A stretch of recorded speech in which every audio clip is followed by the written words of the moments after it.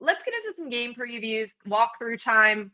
There are some really interesting games outside of SEC country. This is the week that the SEC teams play their cupcakes and a lot of FCS opponents down in SEC country. Let's start with USC, Oregon, the marquee game of the day. The Ducks are favored by 9.5 points. Now, this is a really interesting game if we try to figure out the stakes on both sides. It's definitely a playoff eliminator for USC. They've been in playoff elimination mode the last couple of weeks. They've had some really impressive wins, and you know that Lincoln Riley has been puffing out his chest about like the physicality, the toughness, and things that they've proved by beating a team like Iowa with the elements and all of the stuff that came into play last week. Oregon, on the other hand, does not have a great resume here. They're ranked 7 by the committee. They don't have any top 25 wins. We don't want it to come down to, hey, you're 10-2, but you don't have any good wins. Are you in? Right? So it's kind of an elimination game. Like, we're not exactly sure what would happen to Oregon if they lose this game and then beat Washington. We don't know if that resume is good enough.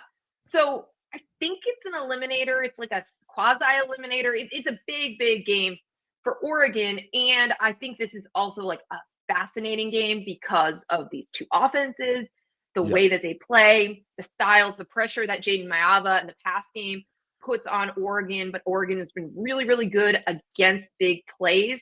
So anyway, there's just like a lot here. But I think I've determined the stakes, which are, you know, like we can 100% identify the stakes on one side, and it's like maybe 70% sure on the other for Oregon.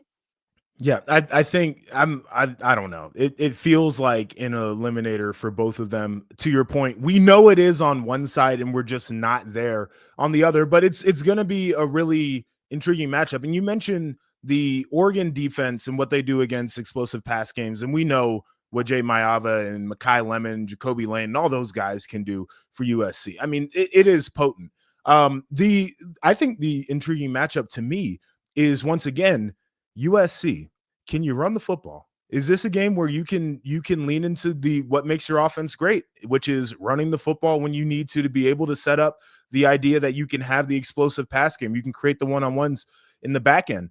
And this is an Oregon front who's been very good, yards per carry, stopping the run. I think they're top 3 in Big Ten, if I'm not mistaken, or maybe they're number 4. And USC, yards per carry, right? Like one of the best offenses in the Big Ten as well.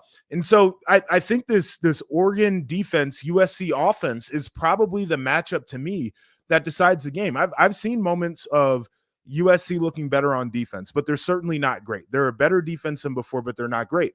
I've also looked at moments with this Oregon offense where the pass game just completely falls asleep and they have to rely on running the football. Like, it's been topsy-turvy at times. And so I think that the matchup in this one is when USC has the football, who comes to shine?